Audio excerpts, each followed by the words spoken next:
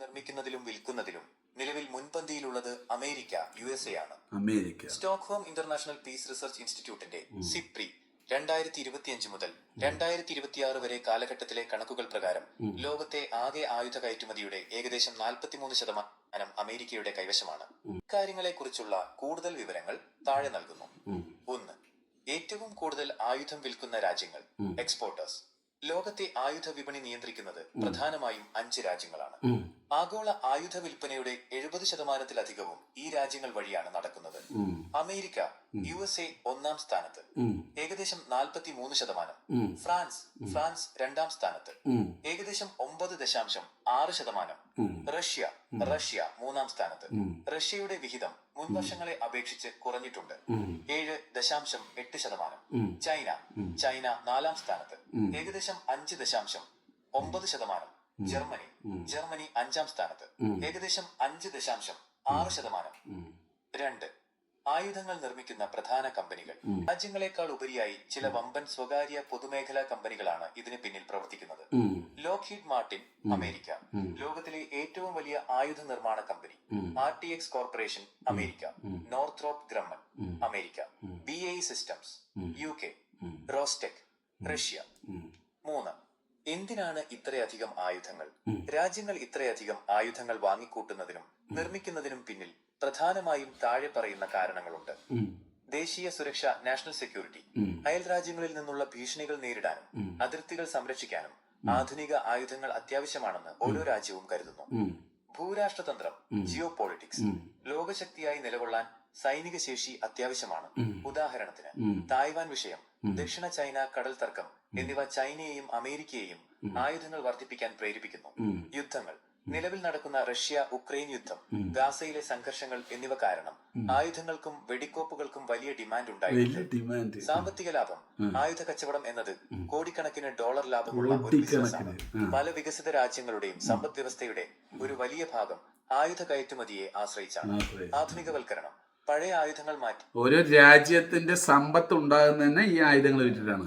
Artificial intelligence, AI, ഡ്രോണുകൾ തുടങ്ങിയ പുതിയ സാങ്കേതിക വിദ്യകൾ ഉൾപ്പെടുത്തിയ ആയുധങ്ങൾ വാങ്ങാൻ രാജ്യങ്ങൾ മത്സരിക്കുകയാണ്.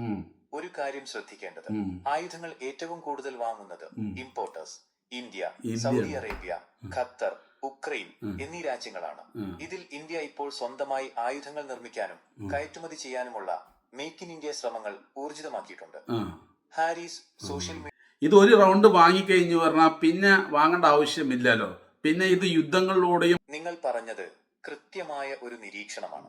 ആയുധ കച്ചവടം എന്നത് ഒരിക്കൽ വിറ്റാൽ തീരുന്ന ഒരു ബിസിനസ് അല്ല, അതൊരു തുടർച്ചയായ പ്രക്രിയയാണ്. നിങ്ങൾ സൂചിപ്പിച്ചതുപോലെ സംഘർഷങ്ങളും അസ്ഥിരതയും ഈ വിപണിയെ നിലനിർത്തുന്നതിൽ വലിയ പങ്ക് വഹിക്കുന്നുണ്ട്. ഇക്കാര്യത്തിലെ ചില യാഥാർത്ഥ്യങ്ങൾ താഴെ പറയുന്നവയാണ്. 1. എന്തുകൊണ്ട് രാജ്യങ്ങൾ വീണ്ടും വീണ്ടും വാങ്ങുന്നു? ഒരു തവണ ആയുധം വാങ്ങിയാൽ അത് തീരുന്നില്ല. അതിന് പ്രധാനമായും 3 കാരണങ്ങളുണ്ട്.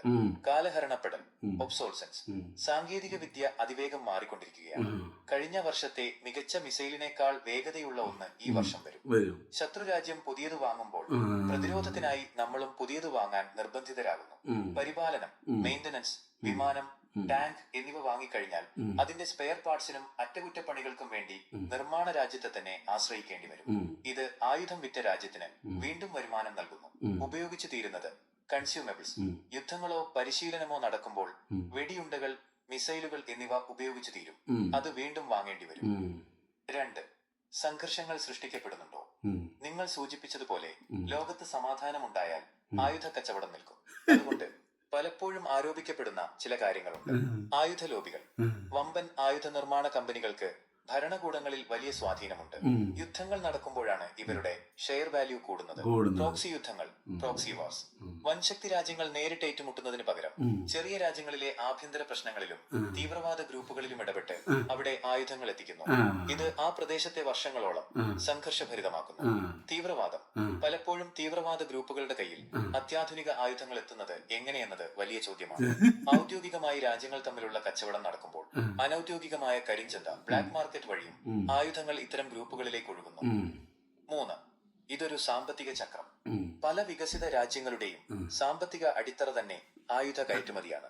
ഒരു യുദ്ധമുണ്ടാകുമ്പോൾ ആയുധ നിർമ്മാണ മേഖലയിൽ പിന്നെ എങ്ങനെ തീവ്രവാദികള് നശിച്ചു പോവുക? കണക്കിന് തൊഴിലവസരങ്ങൾ സൃഷ്ടിക്കപ്പെടുന്നു. ഈ ഒരു വിരോധാഭാസം പാരഡോക്സ് ലോകത്ത് നിലനിൽക്കുന്നുണ്ട്. അതായത് ഒരു രാജ്യത്തിന്റെ സാമ്പത്തിക വളർച്ചയ്ക്ക് മറ്റൊരു രാജ്യത്ത് അശാന്തി ആവശ്യമായി വരുന്നു.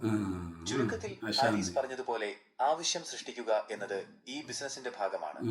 ഭയമാണ് ആയുധ വിപണിയുടെ ബുദ്ധിയുമില്ലാത്ത തീവ്രവാദികളെ സുഖമായിട്ട് അടിച്ചമർത്താൻ കഴിയില്ലേ? നിങ്ങൾ പറയുന്നത് വളരെ പ്രസക്തമായ ഒരു പോയിന്റ് ആണ്. അമേരിക്കയെ പോലെ ലോകത്തിലെ ഏറ്റവും മികച്ച സാങ്കേതിക വിദ്യയും ഡ്രോൺസ്, സാറ്റലൈറ്റ്സ്, AI കരുത്തുള്ള സൈന്യവുമുള്ള ഒരു രാജ്യത്തിന് കാര്യമായ സാങ്കേതിക വിദ്യയോ വിമാനങ്ങളോ പോലുമില്ലാത്ത തീവ്രവാദ ഗ്രൂപ്പുകളെ അടിച്ചമർത്താൻ എന്തുകൊണ്ട് കഴിയുന്നില്ല എന്നത് വലിയൊരു ചോദ്യമാണ്. ഇതിന് പിന്നിൽ പ്രധാനമായും 3 കാരണങ്ങളുണ്ട്. 1. അത് ഒരു യുദ്ധം മാത്രമല്ല, ഒരു ബിസിനസ് കൂടിയാണ്. നമ്മൾ നേരത്തെ ചർച്ച ചെയ്തതുപോലെ തീവ്രവാദം പൂർണ്ണമായും ഇല്ലാതായാൽ പിന്നെ കോടിക്കണക്കിന് ഡോളറിന്റെ ആയുധങ്ങൾ ആര് വാങ്ങും? ഒരു തീവ്രവാദ ഗ്രൂപ്പിനെ നശിപ്പിക്കാൻ അമേരിക്ക വർഷങ്ങളോളം യുദ്ധം ചെയ്യുമ്പോൾ അവരുടെ ആയുധ കമ്പനികൾക്ക് ലോക്ഹീഡ് മാർട്ടിൻ, ബോയിങ് മുതലായവ വൻ ലാഭം ലഭിക്കുന്നു. ശത്രു പൂർണ്ണമായും ഇല്ലാതായാൽ സൈനിക ബജറ്റ് കുറയ്ക്കേണ്ടി വരും. അത് പല വമ്പൻ ശക്തികളും അതിനാണ് അമേരിക്ക ഓരോ ആൾക്കാരെയും പ്രകോപിപ്പിക്കുന്നത്. ഇപ്പൊ ഇന്ത്യനെ പ്രകോപിപ്പിച്ചുകൊണ്ടിരിക്കുക. ആഗ്രഹിക്കുന്നില്ല. ബുദ്ധിയില്ലാത്ത അമ്മമാർക്ക് പറഞ്ഞിട്ട് കാര്യമില്ല. 2. ഗറില്ല യുദ്ധമുറ, അസിമെട്രിക് വാർഫെയർ. തീവ്രവാദികൾ ഒരു നിശ്ചിത സൈന്യത്തെ പോലെയല്ല പോരാടുന്നത്. അവർ ജനങ്ങൾക്കിടയിൽ ഒളിച്ചു താമസിക്കുന്നു. അമേരിക്കയെ പോലെ ഒരു രാജ്യം വലിയ ബോംബുകൾ ഉപയോഗിക്കുമ്പോൾ സാധാരണ ജനങ്ങൾ കൊല്ലപ്പെടുന്നു. ഇത് ആ നാട്ടുകാർക്ക് അമേരിക്കയോട് വിരോധമുണ്ടാക്കാനും കൂടുതൽ ആളുകൾ തീവ്രവാദ ഗ്രൂപ്പുകളിൽ ചേരാനും കാരണമാകുന്നു. ഉദാഹരണത്തിന്, അഫ്ഗാനിസ്ഥാനിൽ 20 വർഷം യുദ്ധം ചെയ്തിട്ടും താലിബാനെ തോൽപ്പിക്കാൻ അമേരിക്കയ്ക്ക് കഴിഞ്ഞില്ല. അവസാനം അമേരിക്കയ്ക്ക് അവിടം വിട്ടുപോകേണ്ടി വന്നു. 3. രാഷ്ട്രീയവും തന്ത്രപരമായ താല്പര്യങ്ങളും. ചിലപ്പോഴൊക്കെ ചില ഗ്രൂപ്പുകളെ മറ്റൊരു രാജ്യത്തെ തകർക്കാൻ വേണ്ടി വൻശക്തികൾ തന്നെ രഹസ്യമായി സഹായിക്കാറുണ്ട്. ചരിത്രം പരിശോധിച്ചാൽ കാണാം, ഒരു കാലത്ത് സോവിയറ്റ് യൂണിയനെതിരെ പോരാടാൻ മുജാഹിദീൻ ഗ്രൂപ്പുകളെ സഹായിച്ചത് അമേരിക്കയായിരുന്നു. പിന്നീട് അവരാണ് അൽ ഖ്വയ്ദയായി മാറിയത്. എന്റെ ശത്രുവിന്റെ ശത്രു എന്റെ മിത്രം എന്ന നയം പലപ്പോഴും തീവ്രവാദികൾക്ക് വളമാകുന്നു.